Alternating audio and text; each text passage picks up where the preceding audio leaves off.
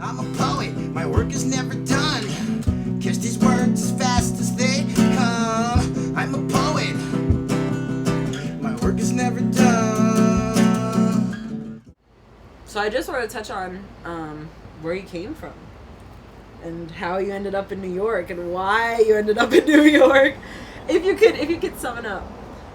You're Haitian, right? I'm Haitian, yes. And you were born? I was born and born and slightly raised. Slightly.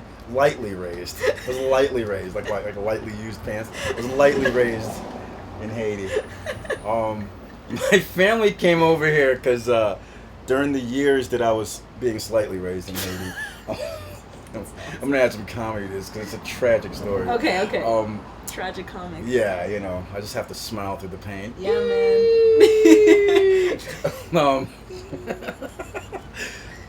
It was during the Duvalier years in Haiti, and it was just upheaval, man. You might as well just call it all-out war in the streets. Totally. I mean, I'm not saying we were on some thug stuff. I don't know. I was 6 years old. I don't remember much of it, but that's why my family left. So we came to the States, came to New York. I was lightly raised in Brooklyn for a little while, and then moved out to Connecticut and stayed there for a bit and just bounced around the East Coast until I finally got back to New York. Was there a reason why? I mean, I wanted to pursue my music. Yeah. I spent a lot of years working for certain departments of housing and development that I wasn't really feeling. I was a straight up suit and tie guy. I think I weighed like 60 or 70 extra pounds, you know what I mean? I wasn't the guy that you see in front of you right now. Yeah.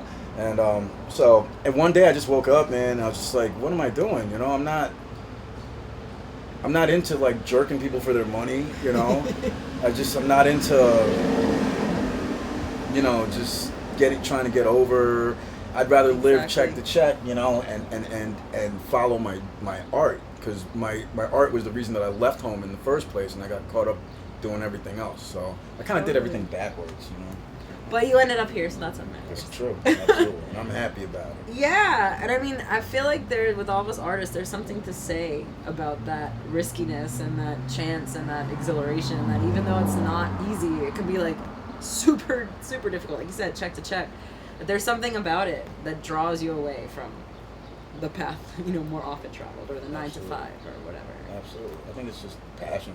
You want to say something, and you want someone to hear you. At least for me, that's what it is, Just like screaming in the cabin. Hello! It's Marco! Is that what keeps you coming back to music and expressing yourself? What do you think it is that... I think what keeps me coming back to music is pure, unadulterated rage. I won't even lie about it. I mean, I'm pissed off. Not to the point where like I want to kill everything physically, but musically, yeah. When I write a song, or when I play a guitar riff, or when I get on a mic, it's aggression through and through. And I mean, sometimes it sounds pretty, sometimes it sounds harsh, but that's what keeps me coming back to it. Yeah. Absolutely. What do you think we need in the world today, in this culture of violence and lack and overstimulation and craziness? There's two things. What? One is more love. And I think love is an easy thing to do. It's hard for people because they don't want to be vulnerable. I think you have to be vulnerable. Yeah. To experience love, to know how to give it, to know how to receive it. That's huge. Yeah. Because a lot of people don't want to receive it, and I think that's the one thing. And the other thing is get the hell off your computer. Come outside. Get off your phone. Look me in the face when I talk to you. You know what I mean? I think those things go far. The language of humanity. Touch somebody. You know what I mean? Things like that. I think that's what we need. Can you name some of your influences in music, art, lit, anything? Like the biggest things that kind of stand out? That's great. That's a great question because I'm a fan of everything. First, that's awesome. It was like watching other people do things is what made me want to do the things I do. It might not be like what they do, like a guy like Steve Jobs. Everybody uses him as an influence. But like Steve Jobs revolutionized our society. by doing his own thing. This was his own thing. He wasn't like, I'm gonna revolutionize society. He's like, I'm just gonna do my thing, and boom, it happened. Jim Morrison, hell yeah, of course. Tupac, of course. Let's see, who else? People that I know actually influence me a lot. Like my little brother, of all people, you know? Like this guy is the most straightforward, raw, honest person I've ever met in my life. It gets him in a lot of trouble, but he does it, you know? And there's something to be said about that, not being afraid to speak your mind. So I'm really influenced by things like that. I'm influenced by people that don't care about convention. I'm influenced by people that are ready to just go their own path, even if it looks horrible, and make something new. And that could be anything, you know? It could be anybody. Yeah. At the end of the day, what's most important? To me, or just in general?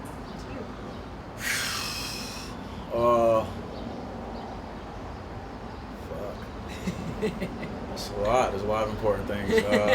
I think what's most important at the end of the day is to actually either find or aim for real happiness. That's not a selfish happiness, you know. Yeah. Maybe even by helping other people, whatever it is. But I think that's the most important thing. Because once you have that and the peace, then you can, pretty much do whatever you want, except for dodge bullets. Did you say dodgeball? I said except for dodge bullets.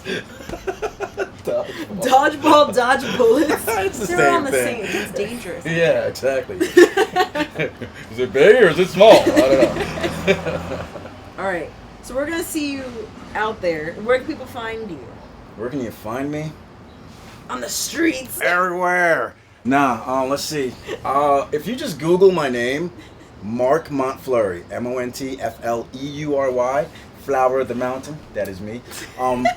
If you Google that, so much stuff will pop up. I've been just, again, leaving my stain on the internet for about a good 3 or 4 years. SoundCloud, right? Facebook, Bandcamp, and then some other random things that I didn't even post that have my name on it. So, yeah, I'll pop up everywhere. I have all kinds of stuff, so you can just find me. And that's Mark with a C. If you put a K on there, you lost yourself. Well, I made some friends, I don't know if I like them much. Stories tell something different from their eyes.